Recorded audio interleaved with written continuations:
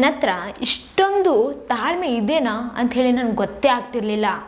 ನೀವು ನನಗೆ ತಾಳ್ಮೆ ಎಷ್ಟಿದೆ ಅನ್ನೋದನ್ನ ತೋರಿಸಿಕೊಟ್ಟಿದ್ದೀರಾ, ಥ್ಯಾಂಕ್ ಯು ಅಂತ ಹೇಳಿಬಿಟ್ಟು ವಿನಯ್ ಅವ್ರಿಗೆ ಹೇಳಿದ್ದಾರೆ ಕಾರ್ತಿಕ್ ಅವರು. ಇಲ್ಲಿ ಏನಾಗಿದೆಯಪ್ಪ ಅಂತಂದರೆ, ಈ ಒಂದು ಬಿಗ್ ಬಾಸ್ ಮನೆಯಲ್ಲಿ 6 ಜನ ಕಂಟೆಸ್ಟೆಂಟ್ಗಳಿದ್ದಾರಲ್ವ, ಇವಾಗ ಇಷ್ಟು ದಿನ ಏನೇನು ಆಡಿದ್ದಾರೆ, ಹೆಂಗೆ ಆಡಿದ್ದಾರೆ ಎಲ್ಲವನ್ನು ಅವ್ರಿಗೆ ಒಂದು ಫೋಟೋಸ್ ಹಾಕಿಬಿಟ್ಟು ಆ ಒಂದು ವಾಲ್ನ ರೆಡಿ ಮಾಡಿದ್ದಾರೆ. ಆ ಒಂದು ವಾಲಲ್ಲಿ ಅವರ ಚಿಕ್ಕ ಚಿಕ್ಕ ಫೋಟೋಗಳನ್ನು ಹಾಕಿದ್ದಾರೆ, ಅವ್ರನ್ನ ದೊಡ್ಡದಾಗಿ ಹಾಕಿದ್ದಾರೆ. ಆ ಒಂದು ಕಂಟೆಸ್ಟೆಂಟ್ ಅಂದರೆ ಕಾರ್ತಿಕ್ ಅವ್ರು ಇದ್ದಾರಲ್ವ, ಅವರಿಗೆ ಪಕ್ಕದಲ್ಲಿ ಎಲ್ಲ ಫೋಟೋಸ್ ಎಲ್ಲ ನೋಡಿಬಿಟ್ಟು ಇಷ್ಟು ದಿನದಲ್ಲಿ ಯಾವ ಥರ ಆಟವನ್ನು ಆಡಿದಾರ, ಯಾವ ಥರ ಜಗಳಗಳನ್ನು ಮಾಡಿದಾರ, ಮನಸ್ತಾಪಗಳಾಗಿತ್ತು, ದ್ವೇಷ ಆಗಿತ್ತು, ಎಲ್ಲವನ್ನು ಕೂಡ ಆ ಒಂದು ಚಿಕ್ಕ ಫೋಟೋವಾಗಿ ಅಂದರೆ ಸೆರೆ ಹಿಡ್ದಿದ್ದಾರೆ. ಅದನ್ನು ಫೋಟೋ ಆಗಿ ಕೊಟ್ಟು ವಾಲಲ್ಲಿ ಹಾಕಿದ್ದಾರೆ.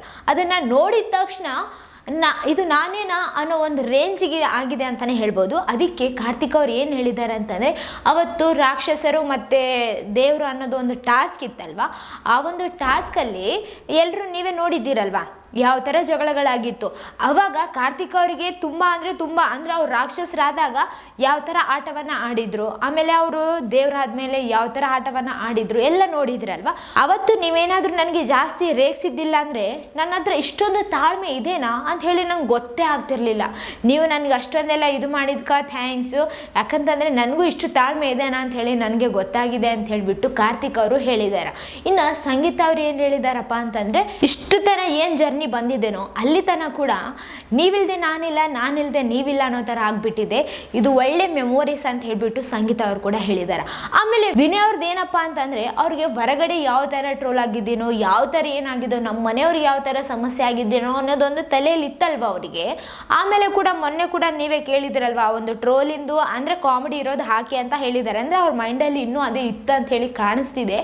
ಆದರೆ ಇವಾಗ ಏನು ಹೇಳ್ತಿದ್ದಾರೆ ಅಂದರೆ, ಇಷ್ಟು ತನ ಎಲ್ಲ ಏನೇನು ನಡೆದ್ವೋ ಅದ್ರ ಬಗ್ಗೆ ಏನು ಬೇಜಾರೇ ಇಲ್ಲ ನನಗೆ.